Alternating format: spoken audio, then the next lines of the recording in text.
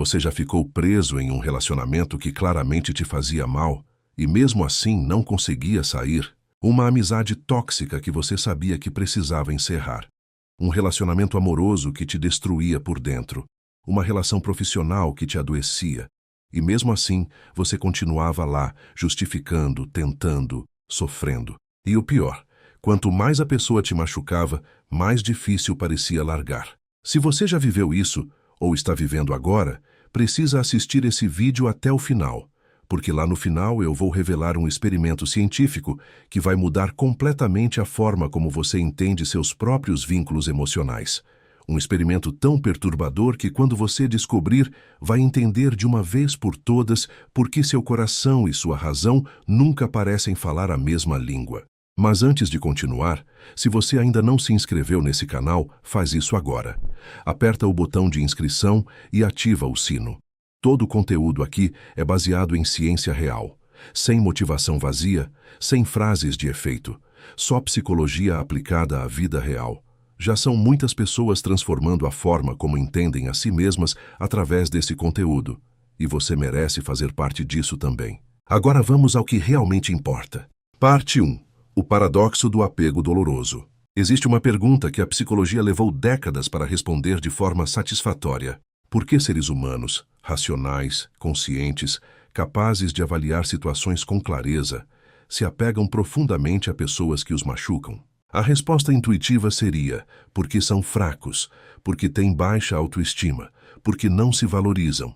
Mas essa explicação é incompleta e perigosa, porque ela coloca a culpa na vítima e ignora o mecanismo real, que é muito mais profundo, muito mais antigo e muito mais poderoso do que qualquer escolha consciente. O apego doloroso não é uma falha de caráter. É o resultado de sistemas neurológicos e psicológicos que foram construídos ao longo de milhões de anos de evolução e que, em determinados contextos, disparam de forma completamente contra-intuitiva. Para entender isso, precisamos voltar ao começo, não da sua história, da história da espécie humana. Nossos ancestrais viviam em grupos. E para um ser humano primitivo, ser excluído do grupo era uma sentença de morte. O isolamento significava predadores, fome, frio. A conexão significava sobrevivência. Então, o cérebro desenvolveu um sistema de alarme extremamente sensível para ameaças à conexão social.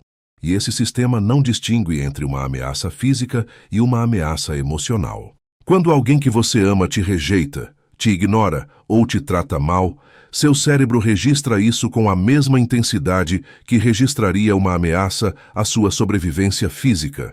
E diante de uma ameaça à sobrevivência, o instinto não é fugir da fonte do perigo. É se aproximar dela, tentar resolver, tentar recuperar a segurança. Você não se apega a quem te machuca apesar da dor. Você se apega por causa dela. Parte 2. A teoria do apego e o que ela revela. Em 1969, o psiquiatra britânico John Bowlby publicou aquela que se tornaria uma das teorias mais influentes de toda a psicologia moderna, a teoria do apego. A premissa central é simples.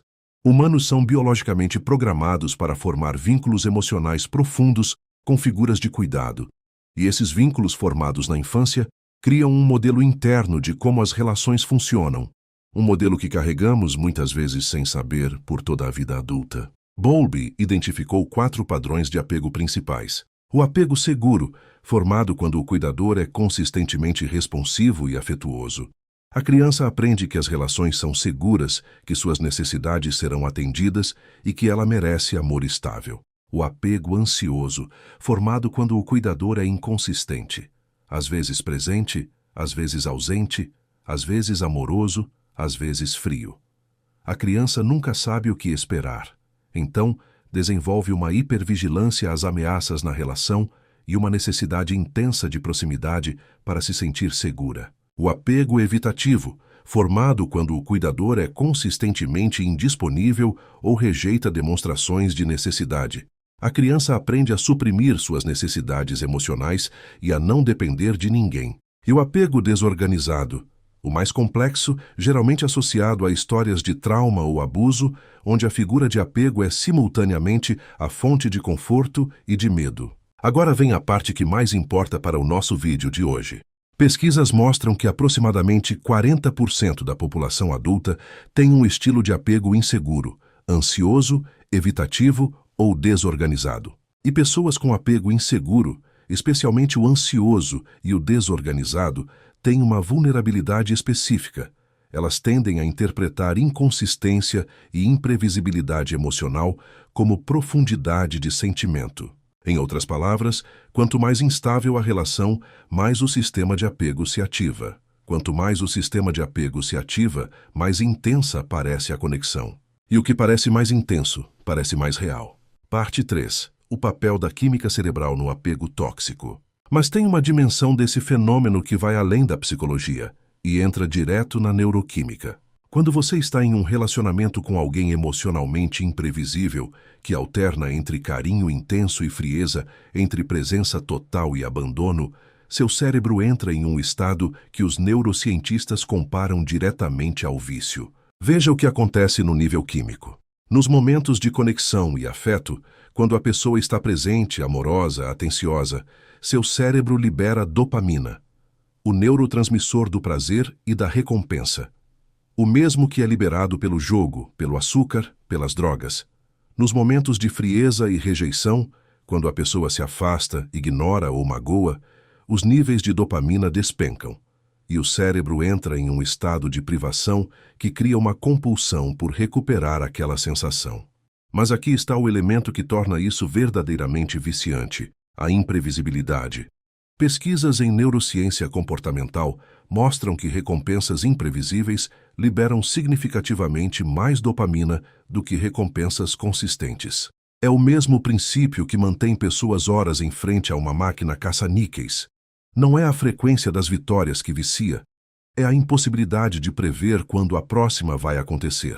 Quando você está em um relacionamento emocionalmente inconsistente, seu cérebro está essencialmente preso em uma máquina caça-níqueis humana.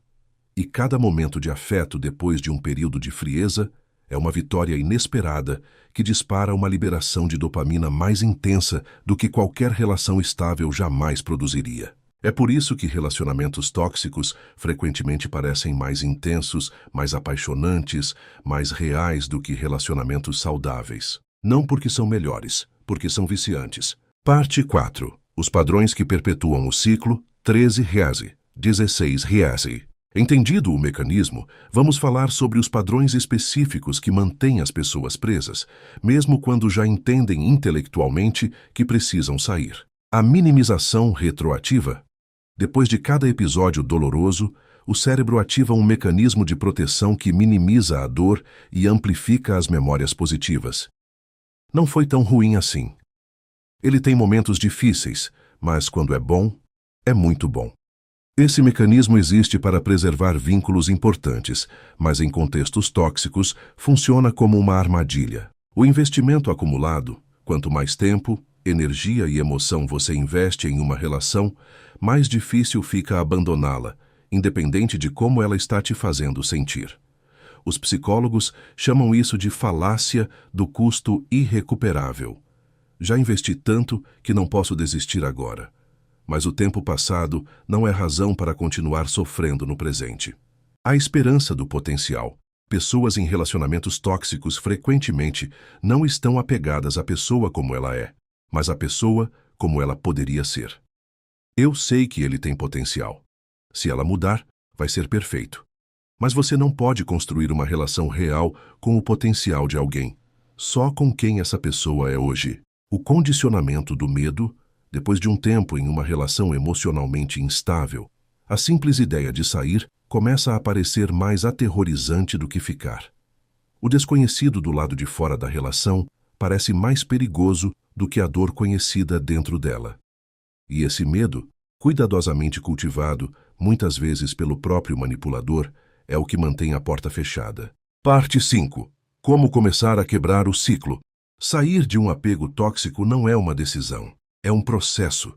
E ele começa não com força de vontade, mas com compreensão. Reconstrua o contato com sua própria percepção. Relações tóxicas frequentemente distorcem sua capacidade de confiar no que você sente. Comece a registrar, em um diário, em notas no celular, como você se sente antes, durante e depois de cada interação. Os padrões vão emergir com uma clareza que a emoção do momento não permite ver. Fortaleça conexões externas. O apego tóxico prospera no isolamento. Cada conexão genuína que você fortalece fora da relação, com amigos, família, terapeuta, é uma linha de vida que amplia sua perspectiva e reduz a dependência emocional de uma única fonte. Considere apoio profissional. Padrões de apego formados na infância são profundos e reais. Um psicólogo não vai te consertar, mas vai te ajudar a entender de onde esses padrões vêm, como eles funcionam especificamente no seu caso, e como desenvolver novos modelos de relação que não dependam da dor para parecerem reais. Revelação final: o experimento prometido. Lembra que no começo do vídeo eu disse que ia revelar um experimento científico que mudaria a forma como você entende seus vínculos emocionais?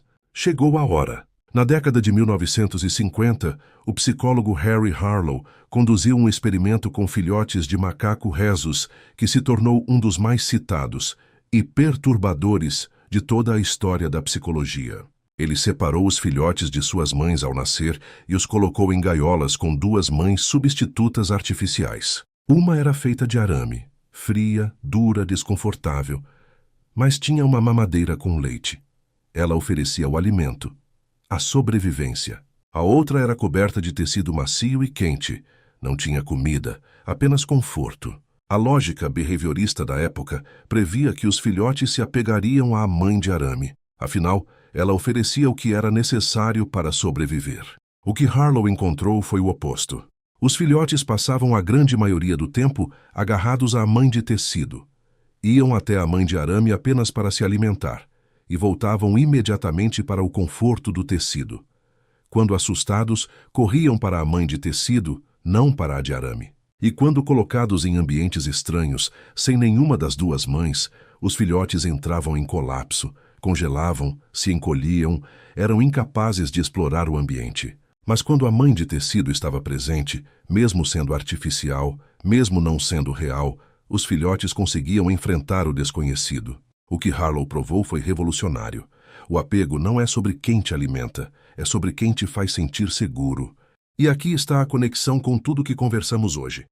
Quando você se apega a alguém que te machuca, muitas vezes não é porque essa pessoa te dá o que você precisa, é porque ela representa, de alguma forma, por alguma razão enraizada na sua história, a única forma de conforto que você aprendeu a reconhecer como real. Não é fraqueza. É o seu sistema de apego fazendo exatamente o que foi programado para fazer. E entender isso, verdadeiramente entender, é o primeiro passo para reprogramar. Conclusão: você não se apega a quem te faz mal porque é fraco, porque não se valoriza, porque merece sofrer. Você se apega porque seu cérebro foi moldado por milhões de anos de evolução, por experiências da infância que não escolheu e por uma neuroquímica que confunde intensidade com amor e dor com profundidade. Agora você sabe disso. E saber é onde tudo começa a mudar. Se esse vídeo tocou em algo que você está vivendo agora, ou que você já viveu, compartilha com alguém que você acha que precisa ouvir isso. E se ainda não se inscreveu no canal, faz isso agora. Toda semana tem um conteúdo novo mergulhando nos mecanismos que moldam quem você é, como você ama, como você decide e como você pode usar esse conhecimento para viver melhor. Até o próximo.